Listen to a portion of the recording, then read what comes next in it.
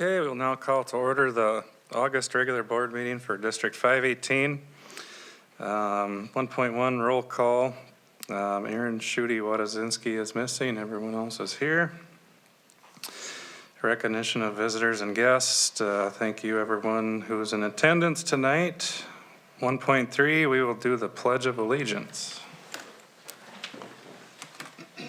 I pledge allegiance to the flag of the United States of America and to the republic for which it stands, one nation, under God, indivisible, with liberty and justice for all.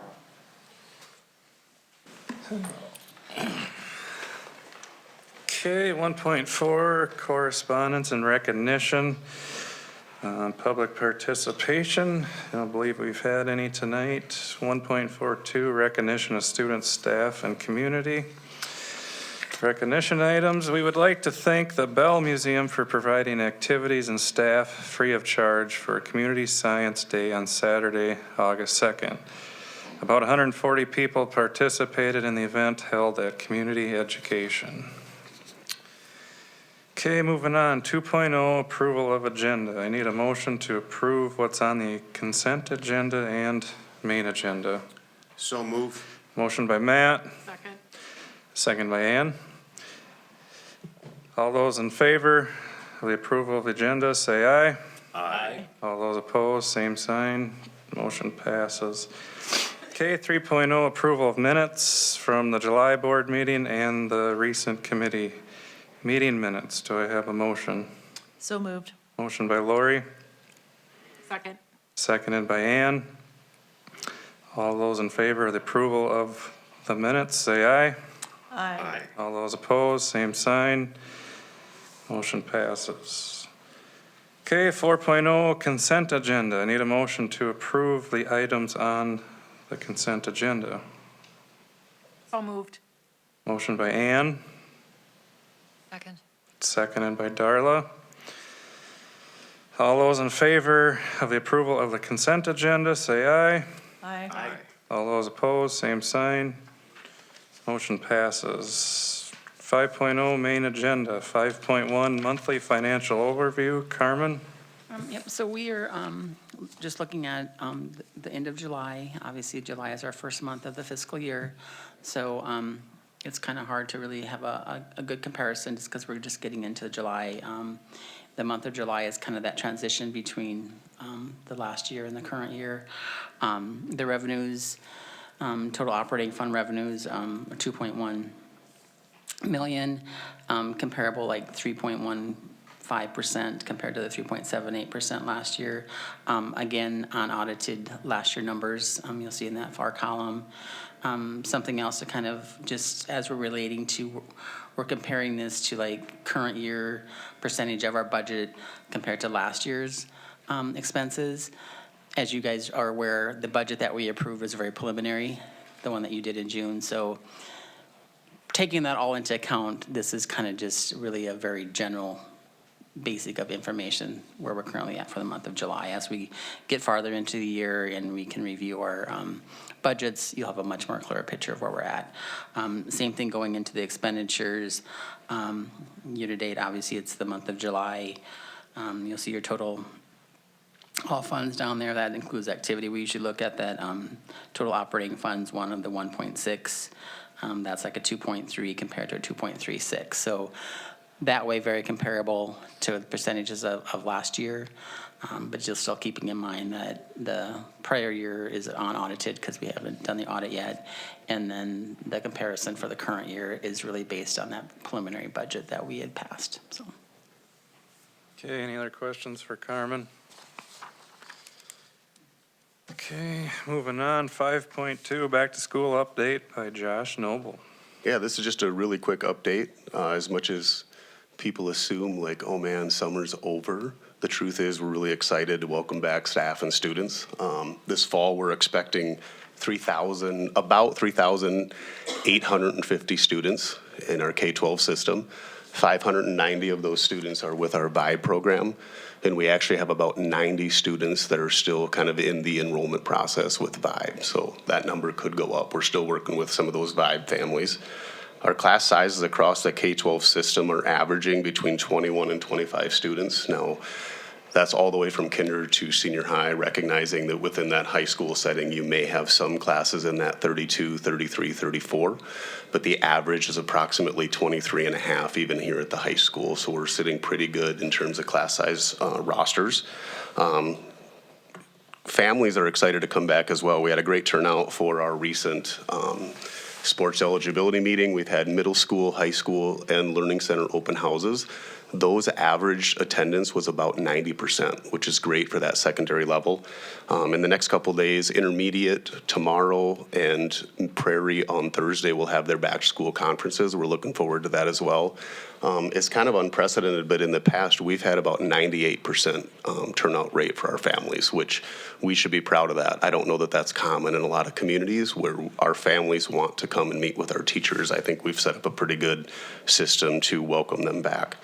Last week, we welcomed 21 new staff, new teachers to our district, including 7 alumni. It's great to see that those individuals want to come back and make a positive impact on our community. It was kind of fun. Mr. Heitkamp at the Kiwanis lunch, when we were welcoming the new staff, he asked what was your biggest aha moment. And a large majority of those staff members that are participating in our new induction week talked about how much they felt welcomed and supported when they came back, and that's a huge testament to our system. And I want to call out specifically Amy Benson. She leads our induction week. They were impressed by all of the support during that induction week, so that was fun to hear. This week, our staff's been engaged in professional development. We're emphasizing a lot of the work on literacy, student engagement, student connections, and creating stronger collaborative teams to meet the needs of students. Many of these sessions are led by our talented teachers, coordinators, and admin. Facilities are in great shape. Incredible crews from our tech crews to our custodial crews. They have our classrooms and buildings ready to go.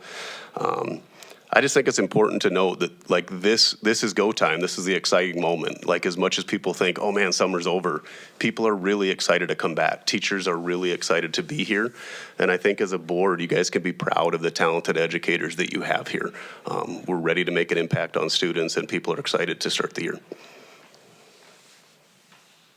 Okay, you talked about average class size, Josh, and I'm just curious. Yep. And Lori probably remembers, so when we built the intermediate, our goal was 20 kids per class. Like, at our lower levels, are we? I've got them right here. 1 second. Let me open it up. So currently at Prairie Elementary, in terms of gen ed, in kinder, the average is 21.3. Okay. So I believe that's 10 sections. I could be wrong, could be 10 or 11, but it's 21.3. First grade, it might be interesting for the board to know, the goal was 21.3 as well, but the day before induction week, we had an educator who must have had a life experience come up, and she actually turned down the position that she accepted back in the spring. It was late enough in the game, we were able to shift some students, but it was too late to try to hire somebody. First grade is still at 22.5. So I would say first grade is slightly higher than we would normally want to be, but that was it was a Sunday night email at about 10 o'clock before our induction week. So third grade, or second grade is 23.3, third grade 22.1, fourth is at 24, fifth 23.4, 6 through 8 in high school, understandably they get a little bit, it's hard to get a true average, but 6 through 8 at the middle school is 23.4 on average, and the high school is listed at 25.3.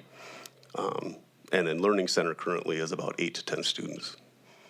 So, and I do have some numbers in terms of like adult to student ratios if you want those as well.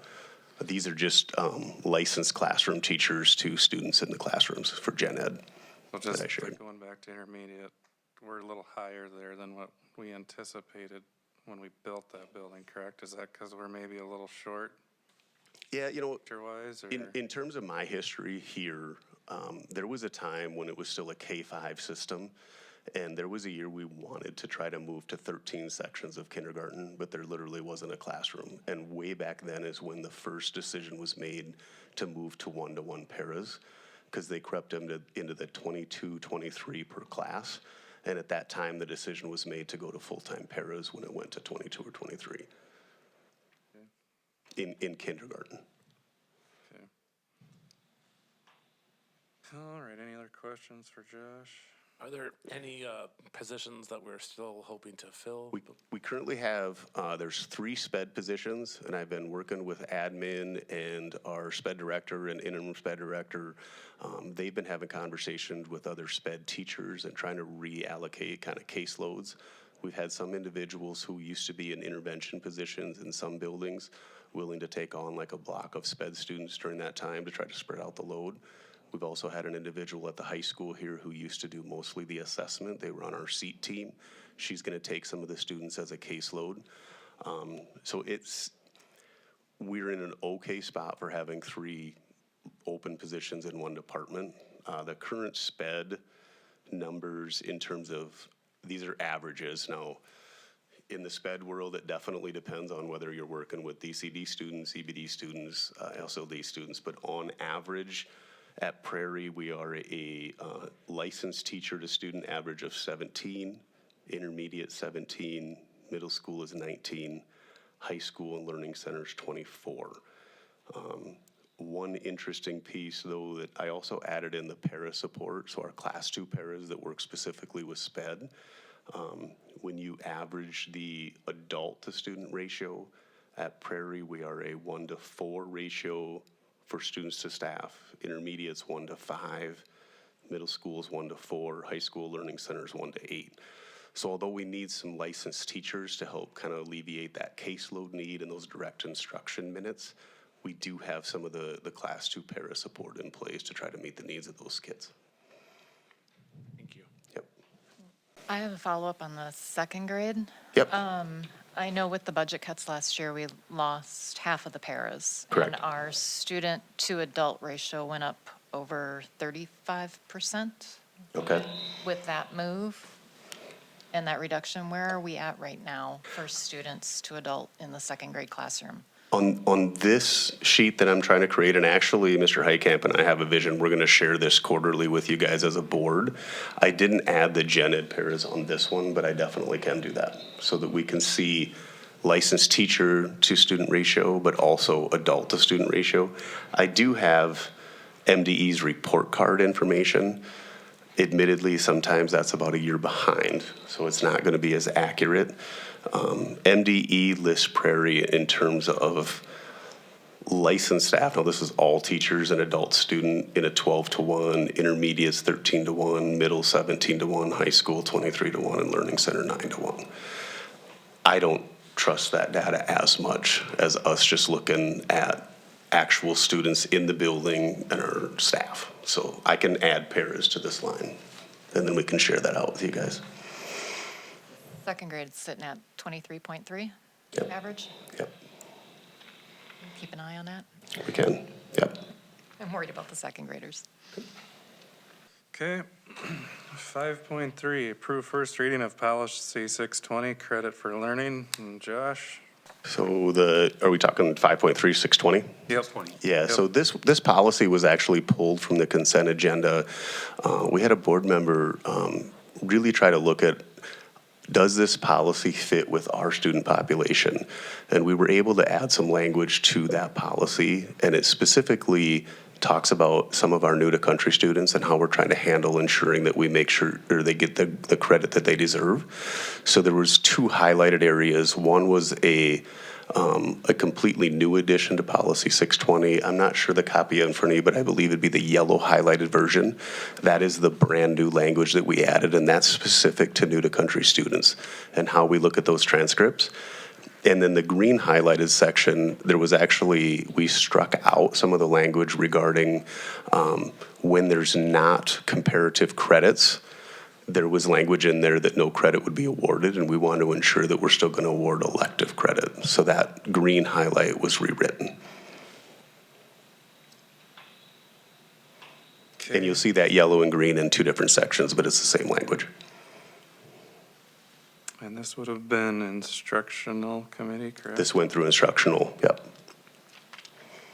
Okay, do we have a motion to approve the first reading of policy 620? So moved. Motion by Eric, Second. second by Lori. Is there any further discussion? All those in favor of the first reading of policy 620, say aye. Aye. All those opposed, same sign.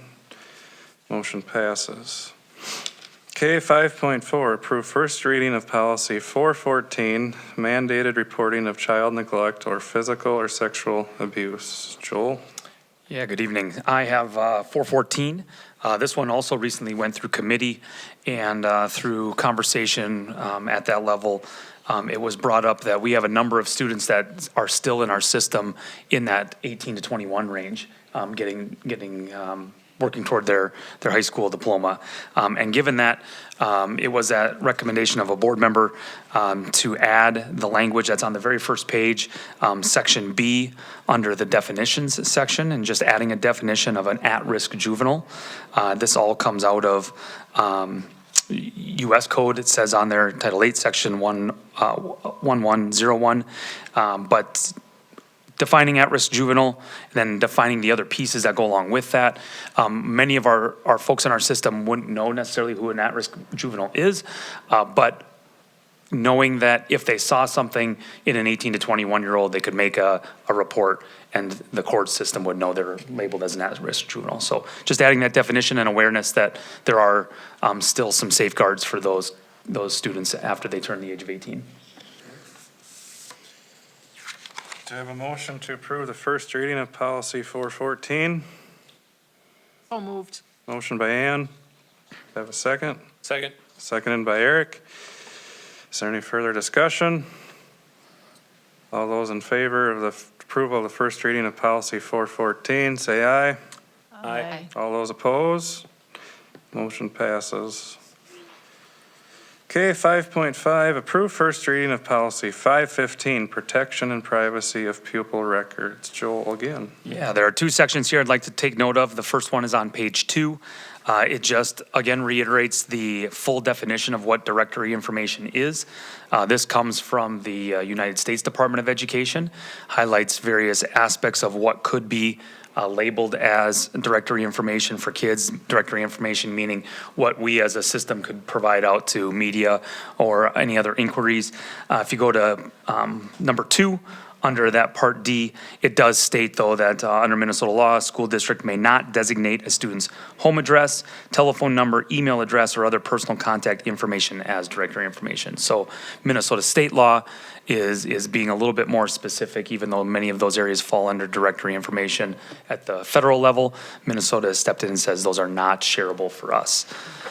The other piece is actually quite small. It's on page 20. And it just calls out, if I can find it. There is a section in here that allows for different entities to ask for some of that directory information or contact information for students, specifically post-secondary institutions and the military looking to recruit students. And this just calls out who a family is supposed to reach out to and by when.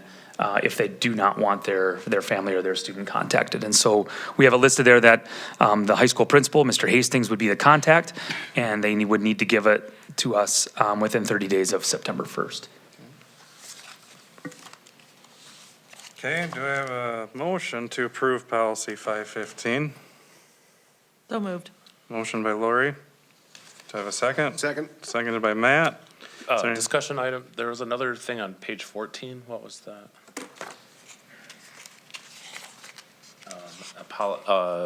7A3. Oh, I'm sorry. That was statutory language that was put in. That was not information that we modified. We had modified the page 2 information and the page 20. Page 14 is statute change. Great, thank you. Yep. Any further discussion? All those in favor of the first reading of policy 515, say aye. Aye. All those opposed, same sign. Motion passes. Okay, 5.6, approve first reading of policy 709, student transportation safety policy. Josh? 709 came to the operational committee. There were some questions regarding this section on page 4. Truthfully, I believe it was just some older language that is just carried through that no one has taken the time to review. It was far too I believe, kind of black and white in terms of exactly what consequences would happen based on the number of offenses. So we made the decision to try to strike out all of that language. If you look in the highlighted yellow section below, it puts it more in a narrative form describing how there will be a progressive approach to discipline. We typically make decisions based on the actual offense and what consequence we feel the student's going to learn from and how to keep that bus safe, so it doesn't automatically mean that the second offense will equal suspension. If the second, third, fourth, fifth offense is minor, we're going to continue to work with that student and find ways they can continue to ride and find ways for them to learn from the mistake. On the flip side, it could be a first offense, but if it was a significant behavior, then we may have to talk about suspension right away. So we wanted to remove kind of that hard and fast language that was in there previously. If you look at the green section, there was also, I think, some questions regarding how communication occurred back and forth from the bus company to our assistant principals and how it got entered into our system. My recommendation would be we don't necessarily need to change language, but it might just be a clarification for the board. I did contact the bus company and our assistant principals. Currently, what happens if a bus driver has an incident on a bus, they make a written report to the bus company, and they actually have access to our campus system. The bus company then enters that into a behavior referral, which then prompts the assistant principal. They see it. If the assistant principal needs further information, then they call the bus company and get additional information as they're interviewing the students. So that's kind of the progression and the consistency of how those things are dealt with. But it is directly from the bus company. They do have access to enter it right into our system, so we have a clear record of that. Is that changing or different than it was last year because we have a new busing company working with us this year, or is that clear to them too? Or is It wasn't necessarily a change at the operational committee. There was just questions about, are the bus drivers, how do they consistently notify the buildings when there's an issue? We do know, and every year we have continued work to do in terms of bus drivers trying to make sure they fill out that written referral. In terms of record keeping, though, we do feel we have a pretty consistent process in place. Do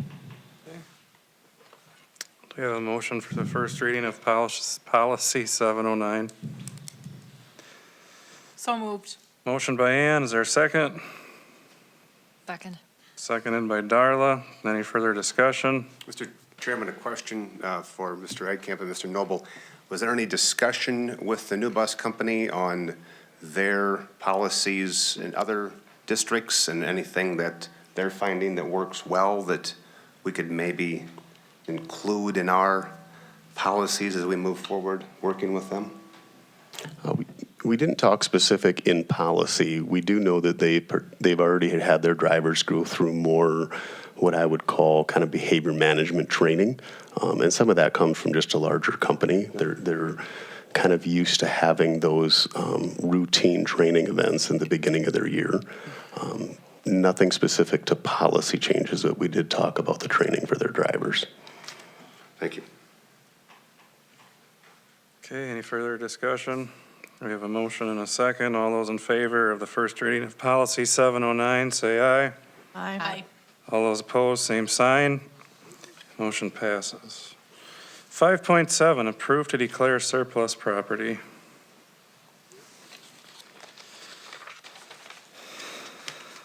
That was operation?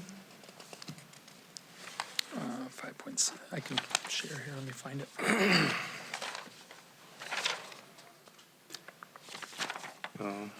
Yeah, the recommendation out of Operations Committee was to approve and declare Lego robotics kits, a Powermatic jointer, and a panel saw as surplus property.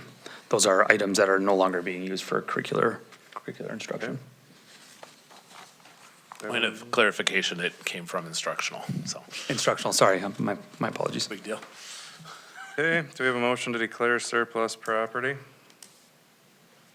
So moved. Motion by Ann, do I have a second? Seconded by Eric. Is there any further discussion? All those in favor to declare surplus property, say aye. Aye. All those opposed, same sign. Motion passes.